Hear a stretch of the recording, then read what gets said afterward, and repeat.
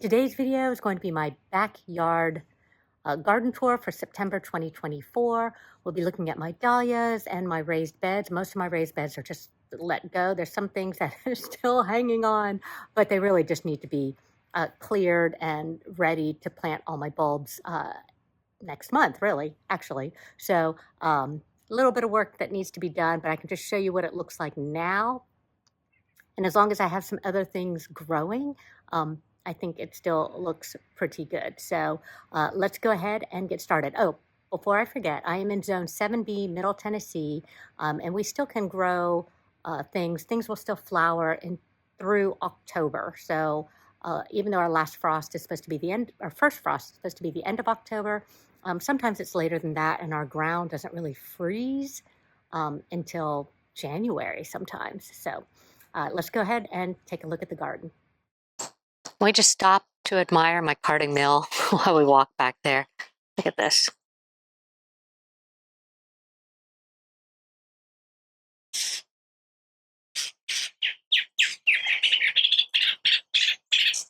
Oh my goodness, these birds. I don't even have trees, but they're up on these power lines. Anyway, so my carding mill, while we'll walk in the back, I'll just talk about it. The carding mill was out of my 3 David Austins last year, it was the one, it only bloomed like a couple of blooms in the spring, and then it did nothing. And then I even called David Austin because all the other ones, or the other 2 were blooming over the summer, and I got nothing out of my carding mill. And they said, just give it time. And then it has bloomed. It has been the best bloomer this year. It did bloom in like October last year, so it did bloom late. Okay, so here my raised bed garden. Right up here are all grow bags. It's got my blue salvia that I never got in the ground. I mean, I just were cramming. I did some seed starting, and I just crammed them all in grow bags, and you know, they filled out really nicely. And look at this eucalyptus that's in a grow bag. My silver dollar eucalyptus. I mean, it's huge. Yeah, then I've got some blackberries that were in a raised bed, and this used to be all brush and kind of woodsy area, like whatever's behind this fence, and we sodded it. And I'm going to line this fence line with bearded iris. Okay, my Lysianthus, I'm really tired of them. Want to clear this bed, but the salmon color ones are starting its second flush. I cut them back about a month ago. This Voyage series, the white ones, they have been blooming constantly. I've cut them back, and they keep coming back. So my salmon ones I cut back, and they're coming back. I've got a lot of blooms. I did not cut this color back, which is the arena red. And so they were the last to bloom, and they probably won't cut them. I'm ready to dig them out. These are the Mariaki white. They're not really coming back, but I will tell you, look at the leaf size now. My goodness. So this is what it looked like all summer long. This is what the leaves look like all summer long. Now they're like really, really big, so I can see what healthy Lysianthus are supposed to look like. I mean, they almost look like lamb's ears to me. They're so big and healthy. Now that it's, I don't know if it's later in the season. I mean, that we've had some cooler weather, even though I thought they were heat loving. Okay, this bed needs to be dug up, but I stuck, without thinking, I stuck some dahlias in it. I haven't even really staked them. They're just falling over.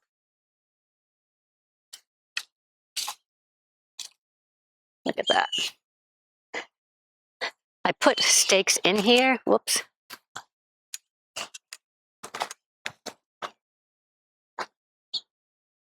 Look at these. I put stakes in here, but I didn't even tie them up to the stakes. So I should. Maybe I did tie them once. Oh, I see one string. But look how big these heads are before they open. And this one was doing really pretty. So anyway, I can't just dig everything out. I did turn the water off onto these raised beds though, because I keep thinking I need to kill everything.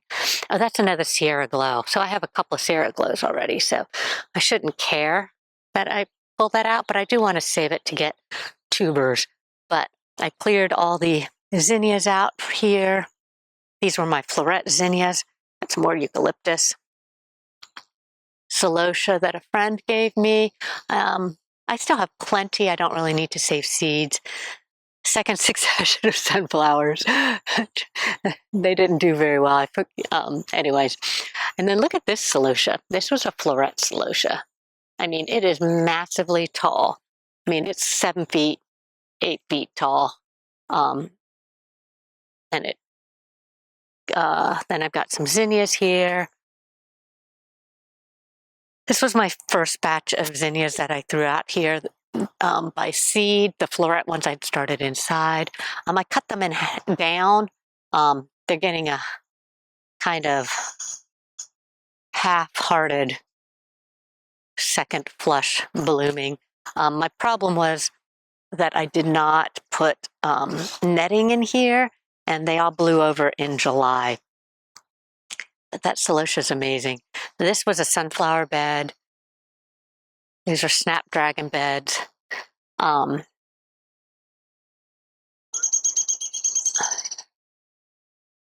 This is a 6-inch bed, and this one is a 6-inch bed. Let's see, I'm trying to think which ones. So I have 3 beds that are only 6 inches. And what I want to do is take this box. This box is the only one without hardware cloth underneath. So I should be able to, in theory, lift up the box, attach it over here, and make this bed deeper, because this one stays pretty wet in the spring.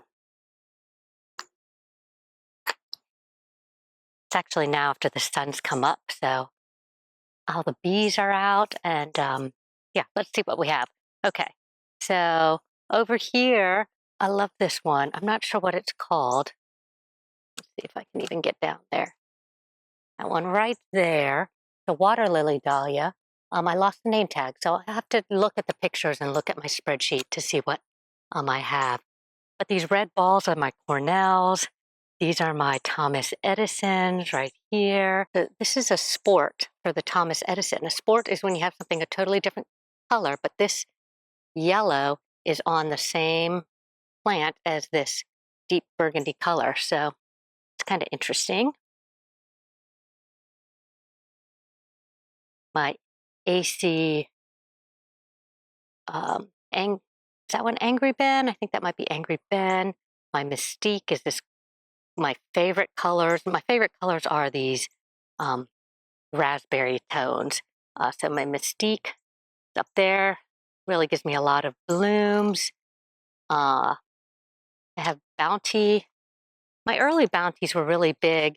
Now they're getting kind of small, and the stems are getting thinner. I wonder if there's a little bit of rot on the tubers, because normally that's what happens when your dahlias start looking weaker and wimpier. Even if they bloomed at first, a lot of times your tubers could be rotting. And this one, oh my goodness, I love this. This is a Cozy Town Malibu. Really, really firm, thick. And the plant, I mean, the bush itself is so, so healthy. And then I did something different. I got some oranges. Okay, I'm taking this off the tripod, so hopefully I can hold it steady. But look at this bright orange. Such a glowing tangerine color. That one is called Orange Symphony. Oh, here's another Cozy Town. This is the first bloom. I hope it's not showing too dark. Look at the outer blooms, how deep magenta it is. It is so perfect. And I have several more that are going to open, but it was a little bit slower. This is a slower one to bloom, but love it. This huge mass of plants here, all one tuber. That all came from one tuber, strawberries and cream. This is also a sport, strawberry and cream. And look, you can see it's got one of the pale pink petals like the rest. Just fun. Not sure what this light pink is. Oh, here's another Cozy Town Goodnight. Okay, so I have these here because if I don't cover them, they don't open correctly. I did take this one off early, but usually bugs start eating on the outer petals and I don't get a full bloom.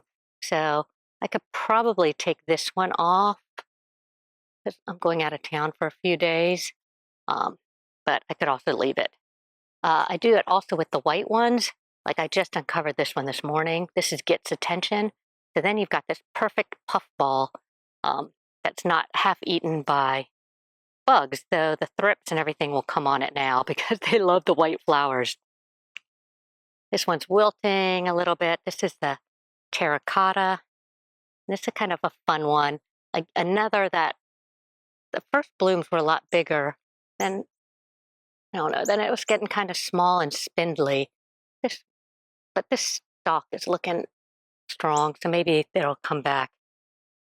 Pink, this one is Sandra. I have a couple of those, very, very bright pink. Not the biggest fan of pink. And then these are my Copper Boy. This is Copper Boy. I don't know why I have so many yellows. I was thinking they were going to be more apricot. Javier G is gorgeous red. Get a lot of blooms. I cut heavily on that one also. Oh, and Sebastian. Oh, I don't have any fresh Sebastian. Oh, here's one. I love Sebastian. I love this kind of tangerine apricot color.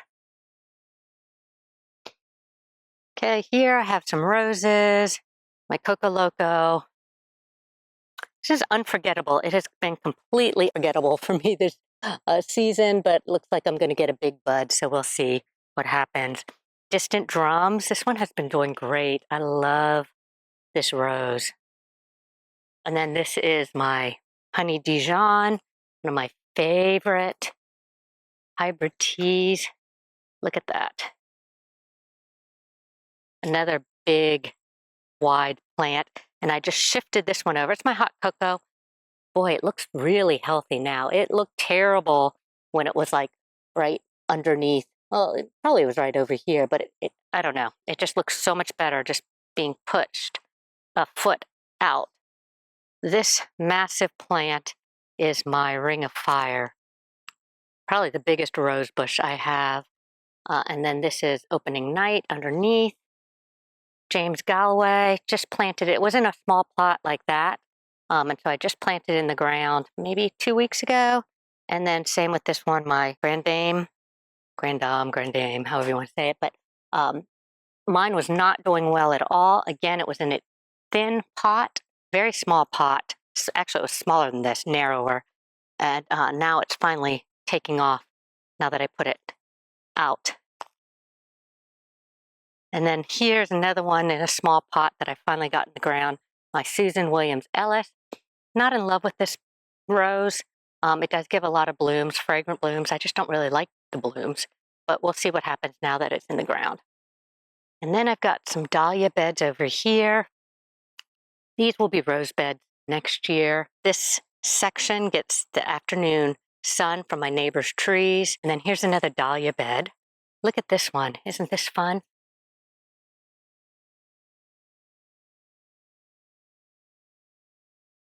So this one is exciting for me. I don't remember what it's called. Bloomquist. Oh, yeah, it's a Bloomquist. Bloomquist Arise. So back here, they are a little bit slower to bloom, but they are really, really healthy plants. And I don't really do anything back here. They're not really bugged with a lot of spider mites or other pests like out front. So this is kind of a good area. So that's Lights Out, that deep dark burgundy. I did those for fall cuttings because sometimes you want fall bouquets and you don't want the bright pinks. Cafe au lait rosé, pink. Look at my Blutiful. I did not like Blutiful last year. They were really scrawny. Oh my goodness. in the ground. They have so many layers. I am loving my Blutiful and Bridezilla back there. Yeah, I just love those together. So next year, I can't remember if I already said this, I'm going to have like all my purples together and then all my pinks together and all my apricots together instead of just mixed like they are now. So here I've got my Cafe au lait, another pink. I'm not sure if this is the one that I thought was peaches and cream. Pink Corona, have a tag that says Pink Corona. Cafe au lait, get off bugs. Got all kinds of bugs here. And this is my Sierra Glow. I have several of these growing. I love these. They're so big. So much fun. Over here is my vegetable garden, which is dying. I should harvest. I don't really like the vegetables. I never did anything. I had tons of cucumbers and I didn't do anything with them. I think I like growing them more than actually harvesting. Last year, my earliest blooming and one of my favorite was Diva. This year, this is my second Diva bloom, but it's looking good, just growing a little bit slower. Again, this bed also got hit from the sprinklers.